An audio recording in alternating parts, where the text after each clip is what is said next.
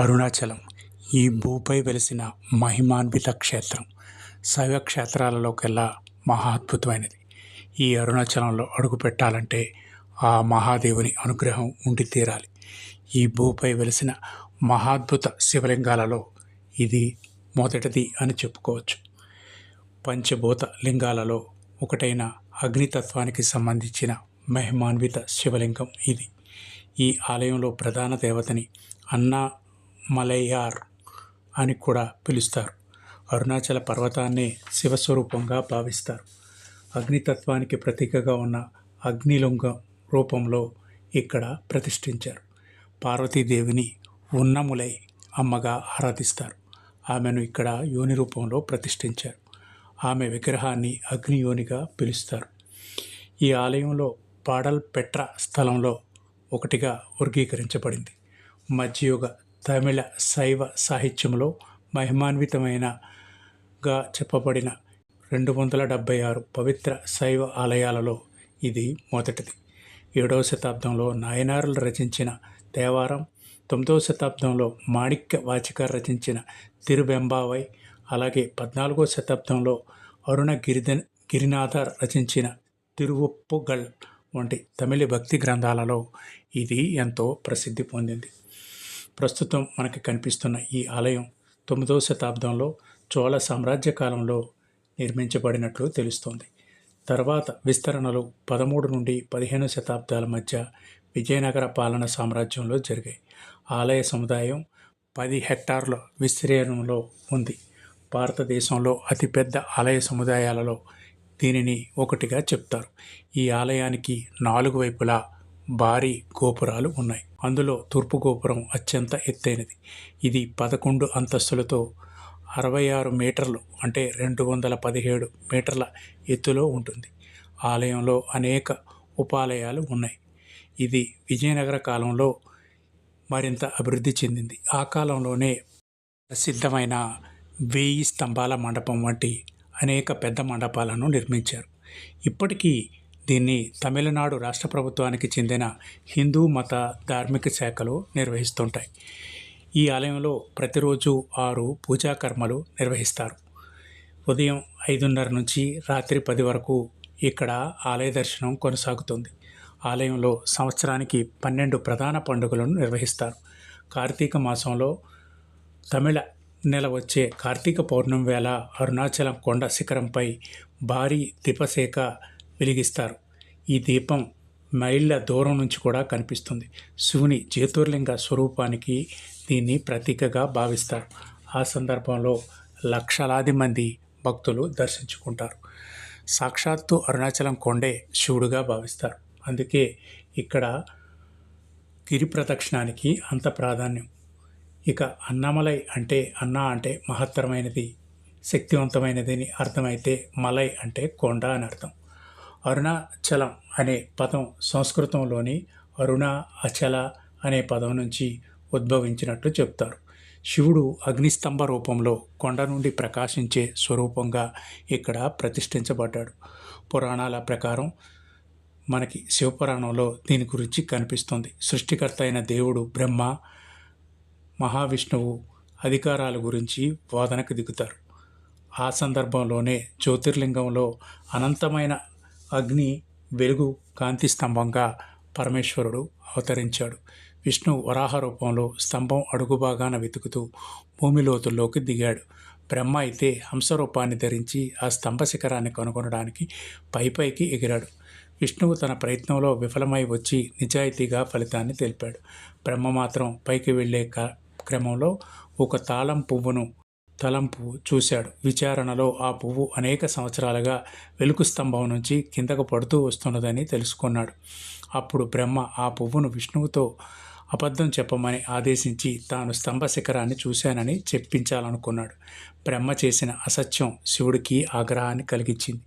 ఫలితంగా శివుడు బ్రహ్మను శపిస్తూ భూమిపై అతనికి పూజలు జరగమని ప్రకటించాడు.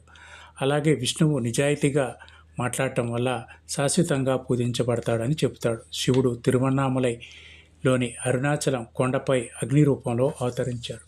అనంతరం కొండ అడుగున లింగ రూపంలో స్థిరపడ్డాడు.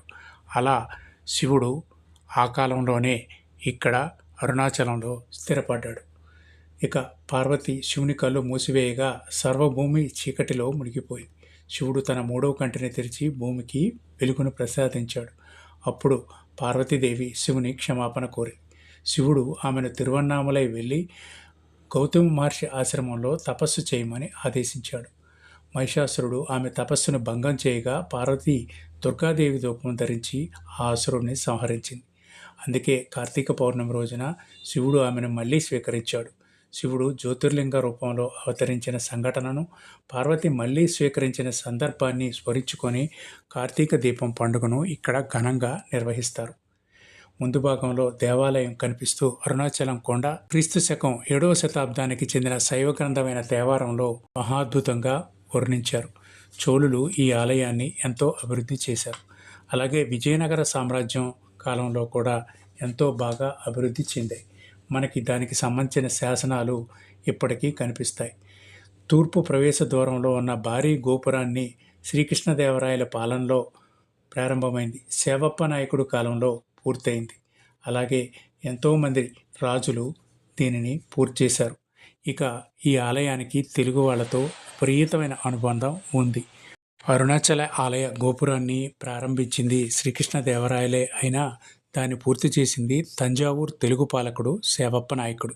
కాబట్టి అక్కడ మనకి తెలుగులో అనేక శాసనాలు కనిపిస్తాయి. ఇక్కడ రాణ మహర్షి కూడా ఉండటం వల్ల ఇక్కడ తెలుగువారికి అరుణాచలంతో విశేషమైన అనుబంధం ఉంది. ఇక అరుణాచలం అనగానే అందరికీ గుర్తుకొచ్చేది గిరి ప్రదక్షిణ. గిరి ప్రదక్షిణం అనేది చాలా విశేషమైనది. ఇక్కడ గిరి ప్రదక్షిణ చేస్తే విశేషమైన అద్భుతాలు జరుగుతాయి.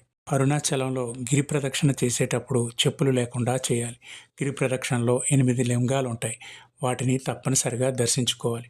ఇంద్రలింగం, అగ్నిలింగం, యమలింగం, నైరుతిలింగం, వరుణలింగం, వాయులింగం, కుబేరలింగం, ఈశాన్యలింగం. వీటితో పాటు సూర్యచంద్రలింగాలు కూడా ఉన్నాయి. వీటిని అన్నింటినీ దర్శించుకోవాలి. గిరి ప్రదక్షిణం 14 కిలోమీటర్ల దూరం ఉంటుంది. ఉదయం పూట గిరి ప్రదక్షిణం చేయటం చాలా కష్టం. 9 లోపు ముగించేలా జాగ్రత్తలు తీసుకోవాలి. గిరి ప్రదక్షిణం పౌర్ణమి రోజున ఎక్కువ మంది చేస్తారు. ఖచ్చితంగా పౌర్ణమి రోజే చేయాలని నియమం ఏమీ లేదు. శివుడు బోలాశంకరుడు. భక్తితో చేస్తే పౌర్ణమి రోజు చేసిన ఫలితాన్నే ఇస్తాడు.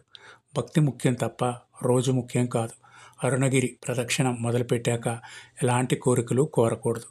ప్రదక్షిణ నిష్కామంగా కొనసాగాలి. ఇక చుట్టూ ప్రదక్షిణం చేసే సమయంలో మనం దాన ధర్మాలు చేస్తే విశేషమైన ఫలితం ఉంటుంది.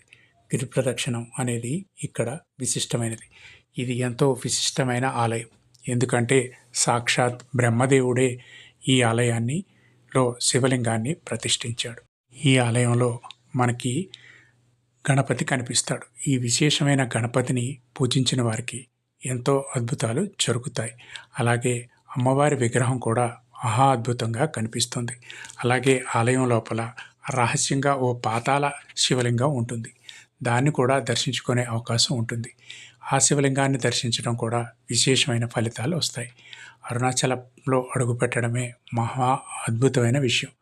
ఇక్కడ అడుగుపెట్టి ఒక్కరోజు గడపగలిగిన అరుణాచలం మహా అద్భుతమైన పుణ్యక్షేత్రం. ఇక్కడ అడుగుపెట్టాలంటే ఆ అరుణాచలేశుడి అనుగ్రహం తప్పనిసరిగా ఉండాలి. ఇంతకీ అరుణాచలాన్ని ఎలా చేరుకోవచ్చు అంటే అరుణాచలానికి తిరువన్నామలై అనే పేరుతో రైల్వే స్టేషన్ ఉంది. ఇక్కడికి రైల్వే స్టేషన్ ద్వారా చేరుకోవచ్చు. అలాగే చెన్నై నుంచి, తిరుపతి నుంచి కూడా దీనికి మార్గాలు ఉన్నాయి. ఎలా అయినా ఇది విశిష్టమైన పుణ్యక్షేత్రం. ప్రతి దగ్గర నుంచి రైలు మార్గం ద్వారా, బస్సు మార్గం ద్వారా వీటికి ఈ ఆలయం చేరుకోవడానికి అవకాశాలు ఉన్నాయి. సారుగా మహా అద్భుతమైన అరుణాచలేశ్వరుని కథనాన్ని ఇలాంటి మరెన్నో విశేషాల కోసం, ఆలయ విశేషాల కోసం, ఆధ్యాత్మిక విశేషాల కోసం, ఆధ్యాత్మిక విషయాల్లో జరిగే అప్డేట్స్ కోసం, హిందూ ధర్మంలో జరిగే మరిన్ని అపురూప సంఘటనల కోసం భక్తి 9 ఛానల్ని సబ్స్క్రైబ్ చేసుకోండి. భక్తి 9లో వచ్చే ప్రతి వీడియోని మీరు వీక్షించడానికి కోసం బెల్ ఐకాన్ని క్లిక్ చేయండి. బెల్ ఐకాన్ని క్లిక్ చేయడం ద్వారా భక్తి 9లో జరిగే ఎప్పటికప్పుడు వచ్చే వీడియోలను మీరు తెలుసుకోగలుగుతారు. చూసి మమ్మల్ని ఆదరించండి. ఈ అవకాశాన్ని మాకు కల్పించండి. దయచేసి సబ్స్క్రైబ్ చేసుకోండి. Thank you for watching.